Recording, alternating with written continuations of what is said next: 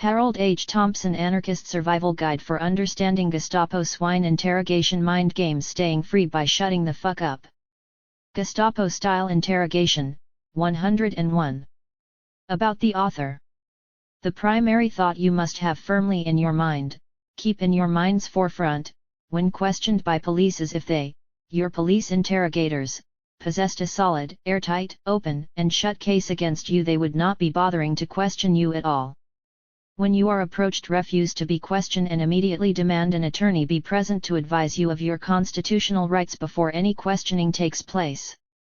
In an ideal world, and by well-established law, at this point all questioning is supposed to stop, but that does not always happen, as clever ploys are used by police to get you to volunteer for questioning or be forthcoming with information that rarely benefits you, a suspect, but furthers the goal of their investigation. Never answer any questions, no matter how innocent they sound, after you have invoked your right to an attorney. Do not respond to any question, no matter how fucking tempted or how harmless you think it to be. When read the Miranda rights, you were told anything you say can and will be used against you in a court of law, and that is precisely what it means. Anything you might say of even a microscopic incriminating nature will be interpreted as a major admission by creative minds, which can and will be used against you. You can take that fact to the bank. Police interrogators aren't your friends. Don't provide them with anything to use against you, only provide your basic statistical personal information such as name, age, address, birthday and social security. Different states have different laws about what information one is required to give. Check out your local laws. They're your enemy if questioning you. Volunteer nothing. Either you are a suspect, friends or comrades are suspects, or they are attempting to gather information to be used against you or your associates in the future.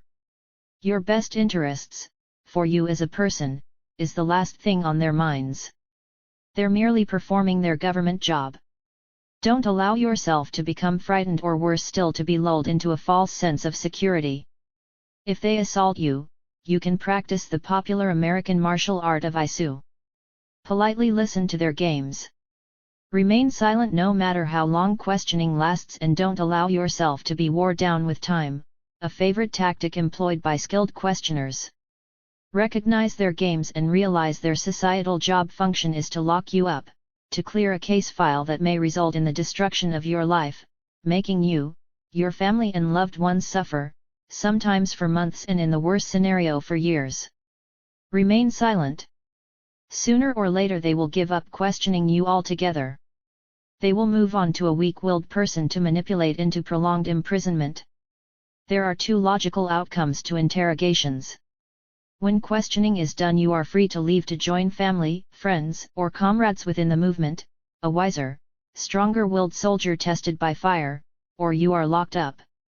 If locked up, and you kept your mouth shut, as soon as possible as the opportunity presents itself after you request your one allowed phone call, then call a bail bonding company or your lawyer. Your attorney will be pleased he/she has a client who remained silent and did not give a statement. Because of your wise silence, your attorney may be able to perform the magic taught in law universities and colleges of law. Your attorney may be able to have the case dismissed in court later due to the lack of evidence at preliminary hearing if you are charged with a crime. If you have felt the need of confession other than to a priest, then forget about lack of evidence dismissals. You volunteered, so endeavor to enjoy your unique incarceration experience, dummy. Should there be other evidence against you, OPPs. Forgot my gloves.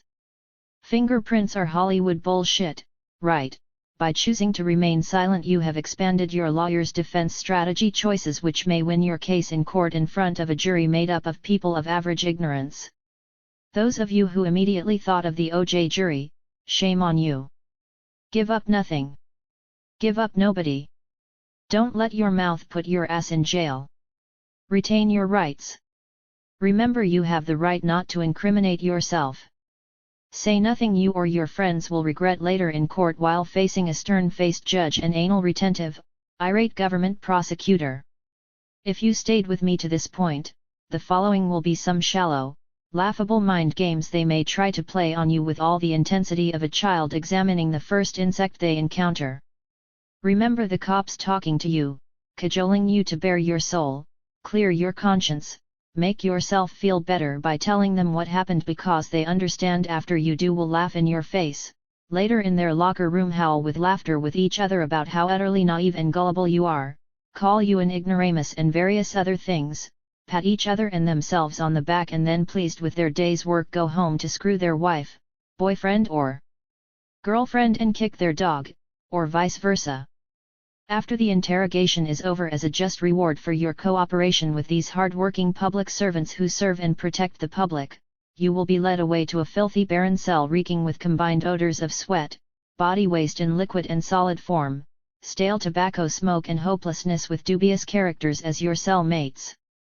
You may have to fight to keep a food tray, a place to sit or sleep if you aren't immediately bailed out.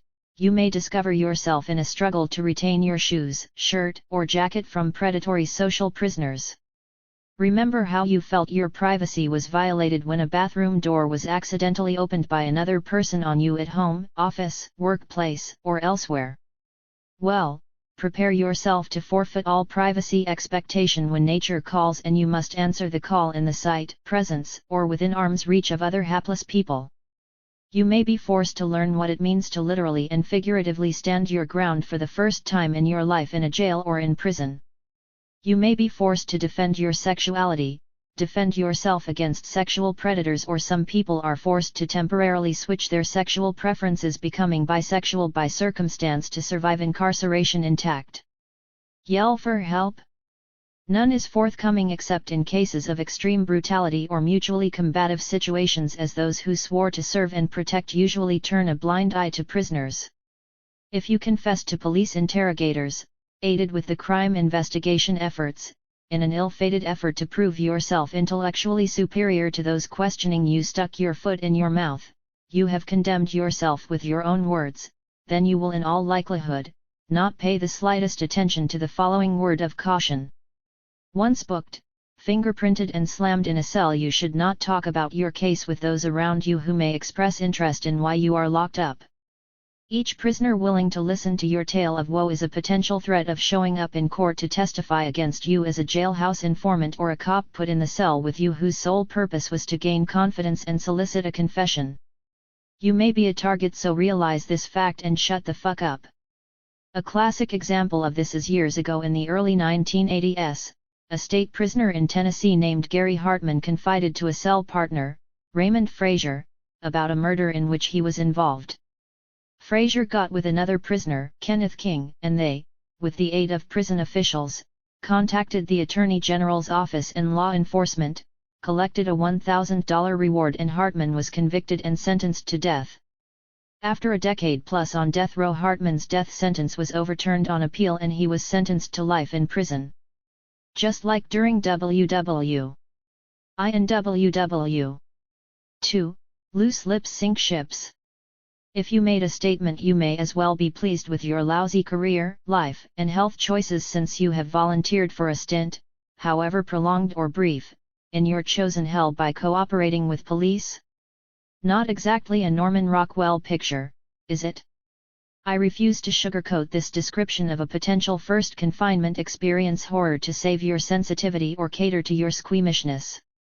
I would rather shock you to serious thought by speaking truth, motivated by love for my sincere activist brothers and sisters engaged in struggle against the monsters of the earth, guided by their hearts and knowledge of what is right, rather than let you find out the painful hard way and begin a nightmare which will rob you of your life, of your productive years, and the progress you could have made during those forever lost years to the struggle.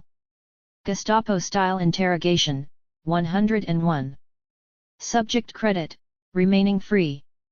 Following are some of the mind games the police play on the unwary to extract voluntary confessions. Know your enemy well, recognize their games and the many variations of them, as many and as varied as personalities of the accused and their interrogators. Your ability to remain free may someday well depend on your strength of character and knowledge of the tactics used, techniques employed, and psychological pressures. Each one is designed to elicit a response from the person on whom they are employed. The interrogator displays confidence in the guilt of the suspect with an air of "convince me otherwise." The questioner points out some, but by no means all, of the circumstantial evidence indicative of a subject's guilt. This is a variation of I know more than I am saying and you are fucked if your story does not match what I know. More often than not they know zip, nothing, and so capitalize on any information you may provide, turn it around and throw it back at you to extract additional information. The interrogator often calls attention to a subject's physical or psychological manifestations that may predict guilt: pulsation of the carotid artery, excessive activity of the Adam's apple, avoidance of eye contact, foot wiggling, wringing of hands, finger tapping, picking at fingernails, other individualized nervous mannerisms or gestures evidencing themselves when a person is under stress/pressure. These are common tells high roller gamblers are aware of when exhibited by players. If a suspect is emotional, then the questioner calls attention to the peculiar feeling inside, playing on the concept of moral guilt, attempting to extract a confession.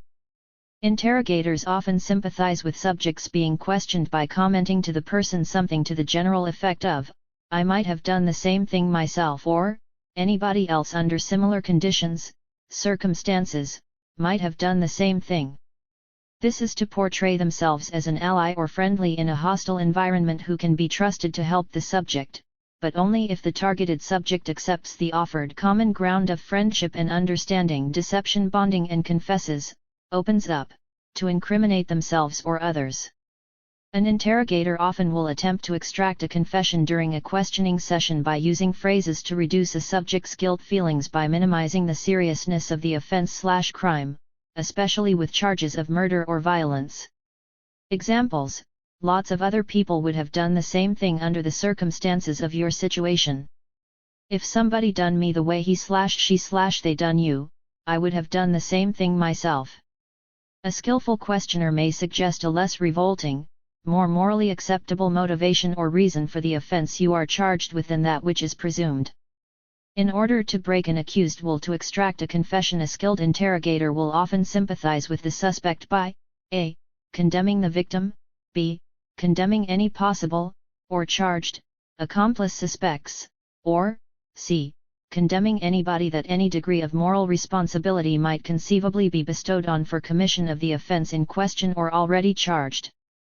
Interrogators fake understanding and sympathy to urge a subject to confess while making some physical contact, pat on a hand or shoulder, grip of a hand, often followed by proclamations by the interrogator that if his mother, father, brother, sister, wife, child, girlfriend, gay lover, etc., was charged with the subject's crime, he would advise them to confess, speak, tell the truth. Interrogators will often invoke moral concepts with phrases like confessing is the only decent and honorable thing to do, or you should relieve your conscience and get it over with so you feel better, in low, sympathetic tones to attempt to establish an emotional link with a subject, particularly with a person who has been subjected to several lengthy periods of intensive questioning and underwent an emotional battering from continuous questioning, most often with interrogators performing in shifts. The infamous good cop bad cop or friendly/unfriendly routine is most often used after other tried techniques and ploys utilizing mock sympathy and understanding have proven ineffective to the dismay of Chief Inspector Impotent, Officer Orifice, or Detective Dinky Winky. Whoever hasn't seen this Mutt and Jeff routine used to death on television and in movies, please raise your hand.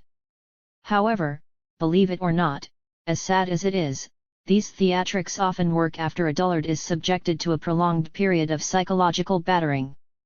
Falling for this merits a groaned day. A skilled interrogator often uses a ploy of pointing out the possibility of exaggeration on the part of the accuser or victim, or exaggerates the nature or seriousness of the offense charged in order to frighten a subject into making a justification statement wherein they attempt to explain away what really happened and thereby hopelessly incriminate themselves. This merits a double day. An interrogator will attempt to have a questioned person hypothetically place themselves at the scene of the crime, in some sort of contact with the victim or the occurrence giving rise to the crime or crimes they are subjected to questioning about, to gather information or attempt to have the person inadvertently make an admission of guilt through a slip of the tongue. If a person is naive enough to admit to being at the scene of a crime, the interrogator will watch for inconsistencies in the subject's version of what happened by requesting repetitious telling of the subject's story, then point out discovered inconsistencies to seek admissions of lying about some incidental aspect of the occurrence or crime. Each such admission elicited from a subject makes the subject more psychologically susceptible to coughing up the whole story. An interrogator will often appeal to the subject's ego and pride through well-selected flattery or a direct challenge to honor, thereby using against a subject, and capitalizing on, the basic human trait to seek and enjoy the approval of others, as if predator and prey are in a normal societal environment or setting. The futility of resistance to telling the truth or confessing will be repeatedly pointed out during questioning. A skillful interrogator will repeatedly point out to the subject the grave consequences of a continuation of his/her criminal behavior. This is an argument which falls flat on its face, is a guaranteed failure with politically motivated suspects who are motivated out of a sense of righteousness.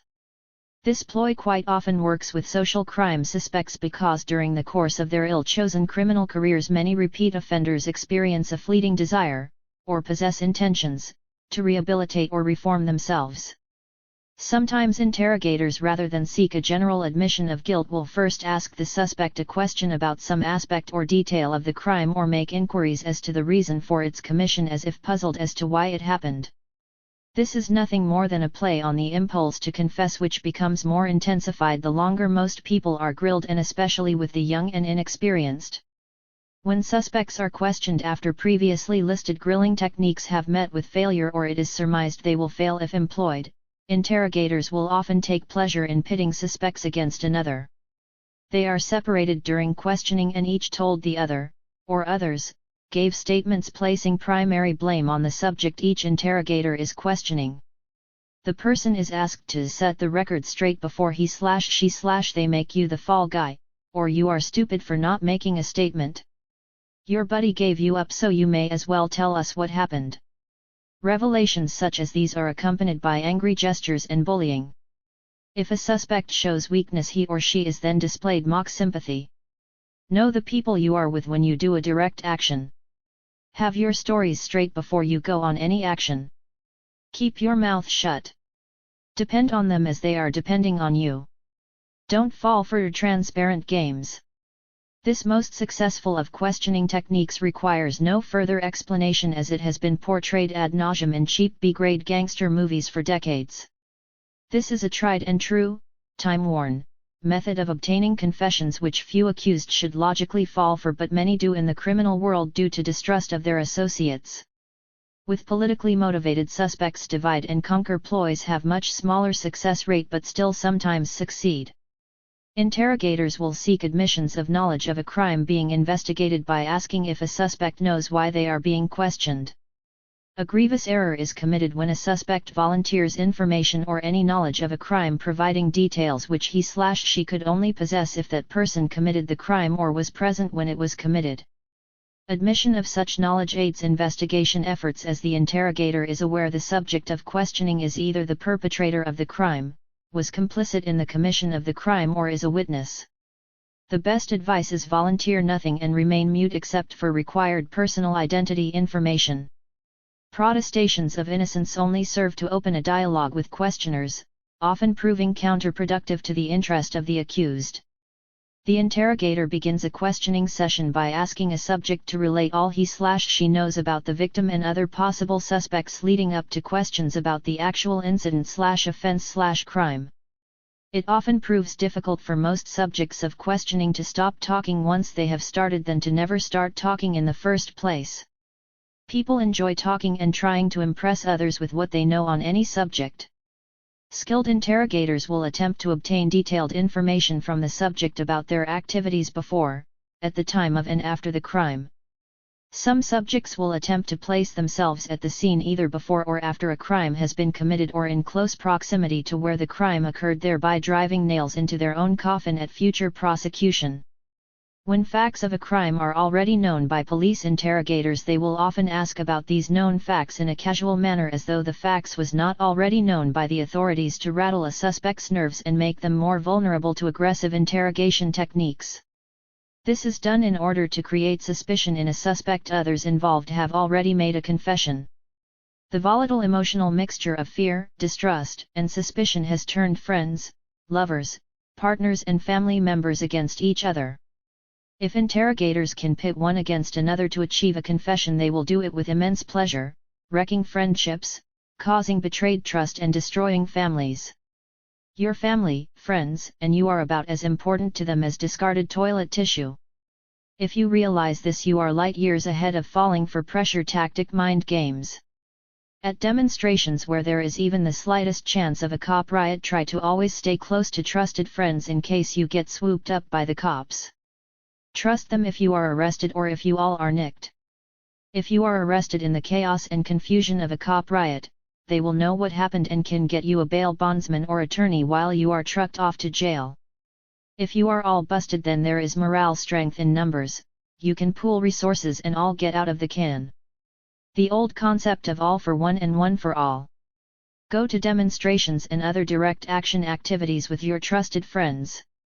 Take only those tried and true friends you trust on all direct action operations. When your ass is on the line, then it is the wrong time to test their loyalty.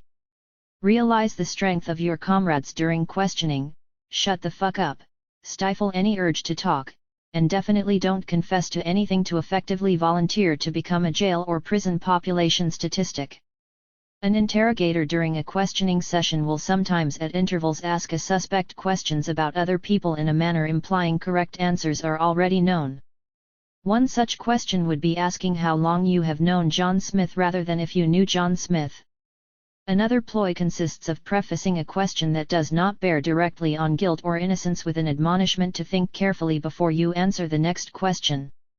It is most commonly used while the interrogator shuffles through papers or while holding papers. A question is posed and followed by an expression of doubt after you give an answer to whatever question was asked. This type of questioning is a probe for a justification response from you. Offer nothing whether you think it is already known or not and ignore this category of question entirely.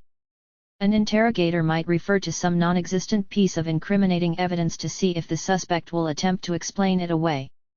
If a suspect does, it suggests guilt, as the guilty are concerned about covering their tracks and worry about the police discovering incriminating evidence inadvertently overlooked at the crime scene. An innocent suspect has no tracks to cover, so obviously does not have to speculate about the discovery of incriminating evidence. A skilled questioner may ask if a person being questioned has ever thought about committing the offense being investigated or one similar to it. If you are clueless enough to answer such an inquiry, your questioner is likely to show up in court to testify about how you bragged or boasted about thinking of committing the crime. A resounding reply of no is a characteristic response of innocent people. If you allowed yourself to slip and answer in the affirmative, the next logical question will be something like, thinking like that finally got to the point where during one of your weakest moments, when you were under the extreme pressure, you gave in? I can understand that, so tell me about it. Day.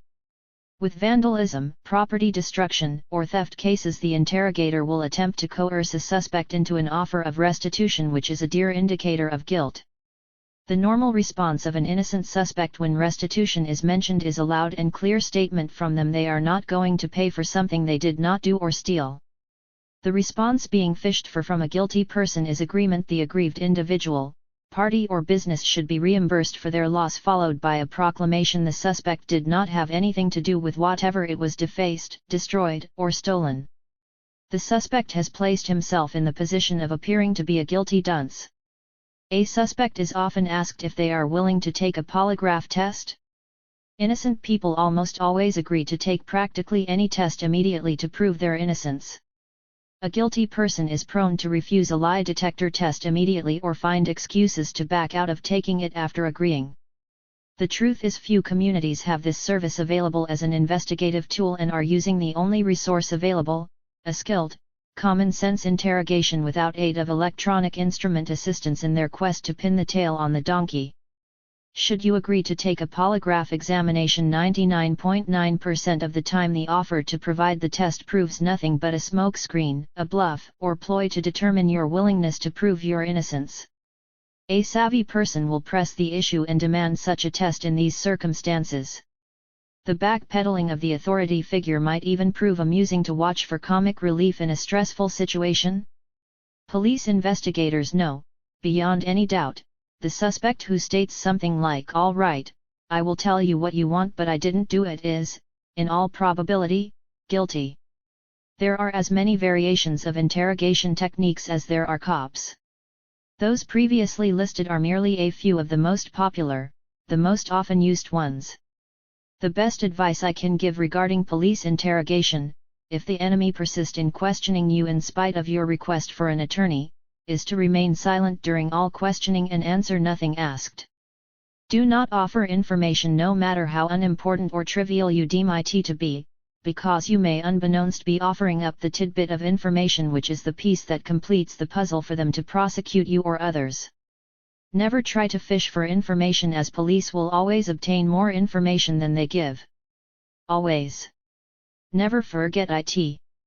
Plain and simple, stay quiet, mute, and free, and give yourself the best chance to win your case if brought to trial by using your right to remain silent. I apologize to all pigs everywhere for defaming your species, but I am a product of the 60s when jack-booted Gestapo snouts with badges was called pigs. I wish all my brothers and sisters in struggle the best of luck. I hope I never see you in here with me. Confusion to our enemies. Stay silent, stay free. They will never get us all. About the author. Harold H. Thompson was a 58-year-old Irish-American anarchist serving life plus sentences in the state of Tennessee. He was a poet. His articles have been published in anarchist newspapers and newsletters over the years, plus has published a booklet of prison writings and struggle poetry by Huddersfield ABC in England titled "They Will Never Get Us All." He worked within prison as a jailhouse lawyer, aiding other prisoners with legal matters, filing of internal grievances, post-conviction, and lawsuits against prison officials when warranted. He was engaged in fighting a pro-SE civil rights complaint against state employee defendants who were complicit in an assault on him by white racist inmates at Turney Center Industrial Prison during 1999. Harold stated the reason he put together this pamphlet is it saddens him when he heard stories of animal rights activists, environmentalists, and anarchists being arrested and put through the judicial mill by the monsters of the earth. Harold was a strict vegetarian, supports those brave comrades struggling for animal rights and against those raping our earth for corporate greed.